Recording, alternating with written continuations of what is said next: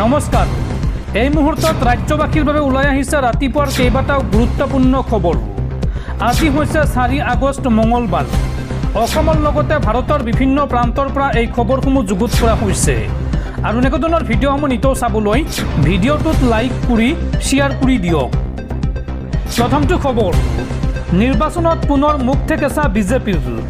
এইবাৰ বিজেপিৰ ৰাষ্ট্ৰীয় অধ্যক্ষ নীতিন নবীনৰ সমষ্টিত মুখ থেকেচা খালে বিজেপিয়ে। বিজেপিৰ দুৰ্গ ওফৰাই জেএছপিৰ প্ৰশান্ত কিশোৰৰ বৃহৎ জয়লাভ। 18,953টা ভোটত উপ নিৰ্বাচনত জয়লাভ প্ৰশান্ত কিশোৰৰ। বিহাৰৰ বাংকিপুৰত এইবাৰ নচলিল বিজেপিৰ যাদু। বিজেপিৰ দুৰ্গ ওফৰাই এইবাৰ জেএছপিৰ প্ৰশান্ত কিশোৰৰ বৃহৎ জয়। জনসুৰাজ পাৰ্টিৰ প্ৰতিষ্ঠাপক প্ৰশান্ত কিশোৰৰ জয়লাভ। বিহাৰৰ বাংকিপুৰ সমষ্টিৰ উপ নিৰ্বাচনত পৰাস্ত হ'ল বিজেপি। বিজেপি প্ৰাৰ্থী নীৰজ কুমাৰক পৰাস্ত কৰিলে প্ৰশান্ত কিশোৰে। উল্লেখযোগ্য যে 1995 চনৰে পৰা বিজেপিৰ দুৰ্গ হিচাপে পৰিচিত আছিল বিহাৰৰ এই বাংকিপুৰ সমষ্টি। ইয়াৰ পূৰ্বে সমষ্টিটোৰ বিধায়ক আছিল বিজেপিৰ ৰাষ্ট্ৰীয় অধ্যক্ষ নীতিন নবীন। নীতিন নবীন ৰাজ্যসভালৈ নিৰ্বাচিত হোৱাত এই সমষ্টিটোত অনুষ্ঠিত হৈছিল উপ নিৰ্বাচন। জেএছপি আৰু বিজেপিৰ মাজত এই সমষ্টিটোত হয় তীব্ৰ যুঁজ, আৰু এই যুঁজত পৰাভূত হ'বলগীয়া হয় বিজেপি। পৰৱৰ্তী খবৰ, ঘৰত ৰন্ধন গেছৰ চিলিণ্ডাৰ থাকিলে অত্যন্ত জৰুৰী খবৰ। 16 আগষ্টৰ পূৰ্বে কৰিব লাগিব ই-KYC। প্ৰতিজন গ্ৰাহকে বাধ্যতামূলকভাৱে কৰিব লাগিব ই-KYC। ৰন্ধন গেছৰ হিতাধিকাৰীসকলৰ বাবে ডাঙৰ খবৰ। শীঘ্ৰেই আপডেট কৰক LPG সংযোগৰ ই-KYC, অন্যথা আপুনি নাপাব ৰন্ধন গেছৰ চিলিণ্ডাৰ। ই-KYC কৰাৰ বাবে 16 আগষ্ট অন্তিম তাৰিখ। প্ৰতিজন গ্ৰাহকে বাধ্যতামূলকভাৱে কৰিব লাগিব ই-KYC। ঘৰতে বহি অনলাইনতো আপুনি কৰিব পাৰিব ই-KYC, অথবা আপুনি য'ৰ পৰা গেছ চিলিণ্ডাৰ ৰিফিলিং কৰে, অৰ্থাৎ ৰন্ধন গেছৰ চিলিণ্ডাৰৰ ডিষ্ট্ৰিবিউটৰৰ ওচৰত গৈও আপুনি আধাৰ কাৰ্ড লৈ গৈ ই-KYC কৰিব পাৰিব। মনত ৰাখিব, 16 আগষ্টৰ পূৰ্বে এই কাম কৰিব লাগিব প্ৰতিজন গ্ৰাহকে।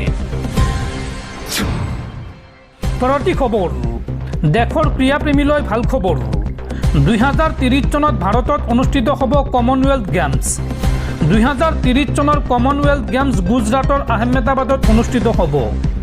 গ্লাছগো কমনৱেলথৰ সামৰণি অনুষ্ঠানত 2030ৰ কমনৱেলথ গেমছৰ আয়োজকৰ দায়িত্ব অৰ্পণ ভাৰতক। নীৰজ চোপ্ৰা আৰু PT উষাৰ উপস্থিতিত অৰ্পণ কৰা হয় কমনৱেলথৰ পতাকা। পৰৱৰ্তী খবৰ, মধ্যপ্ৰাচ্যৰ যুদ্ধক লৈ ডাঙৰ খবৰ। আমেৰিকাক শিক্ষা দিবলৈ ইৰাণক এইবাৰ সহায় কৰিছে চীনে। 610 কোটি টকাৰ মাৰাত্মক মিছাইল প্ৰদান কৰি চীনে শক্তিশালী কৰিছে ইৰাণক। আন্তঃৰাষ্ট্ৰীয় সংবাদ মাধ্যমত প্ৰকাশ পাইছে এই বিস্ফোৰক তথ্য। আমেৰিকাক শিক্ষা দিবলৈ ইৰাণক এইবাৰ সহায় কৰিছে চীনে। মাৰাত্মক মিছাইল প্ৰদান কৰি চীনে শক্তিশালী কৰিছে ইৰাণক। আন্তঃৰাষ্ট্ৰীয় সংবাদ মাধ্যমত প্ৰকাশ পাইছে এই বিস্ফোৰক খবৰ। 610 কোটি টকাৰ মিছাইল ইৰাণক যোগান ধৰিব চীনে। আমেৰিকা ইৰাণৰ মাজৰ যুদ্ধত প্ৰৱেশ কৰিছে এইবাৰ চীনে।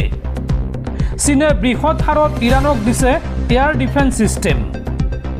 কান্ধত ৰাখি নিক্ষেপ কৰা মিছাইল মেনপেটছ চীনে ইৰাণক দিয়াৰ সম্ভাৱনা। ইৰাণক চীনে QW-12 আৰু FN-16ৰ দৰে মিছাইল দিয়াৰো সম্ভাৱনা। প্ৰথম পৰ্যায়ত ইৰাণক 300ৰ পৰা 400 মিছাইল প্ৰদান কৰিব চীনে। অৱশ্যে চীনে এই কথা অস্বীকাৰ কৰিছে। সদায় শান্তি আলোচনাক বিশ্বাস কৰাৰ কথা দোহাৰিছে চীনৰ বিদেশ মন্ত্ৰালয়ে। পৰৱৰ্তী খবৰ, সাৱধান ৰাজ্যবাসী। অহা 5 আগষ্টলৈকে ৰাজ্যত হ'ব মুখলধাৰ বৰষুণ, আৰু এই সন্দৰ্ভত অসমৰ লগতে সমগ্ৰ উত্তৰ পূৰ্বাঞ্চলত এলাৰ্ট জাৰি বতৰ বিজ্ঞান কেন্দ্ৰৰ। অহা 5 আগষ্টলৈকে ৰাজ্যত মুখলধাৰ বৰষুণৰ সতৰ্কবাণী দিছে বতৰ বিজ্ঞান কেন্দ্ৰই। 4 আৰু 5 আগষ্টত অসমত জাৰি কৰা হৈছে ৰেড এলাৰ্ট।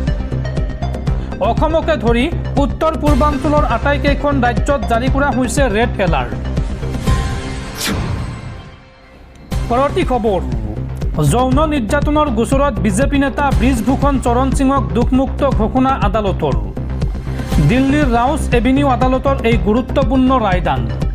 উল্লেখযোগ্য যে সিঙৰ বিৰুদ্ধে মহিলা মল্লযুঁজাৰুক যৌন নিৰ্যাতন চলোৱাৰ অভিযোগ উত্থাপন হৈছিল।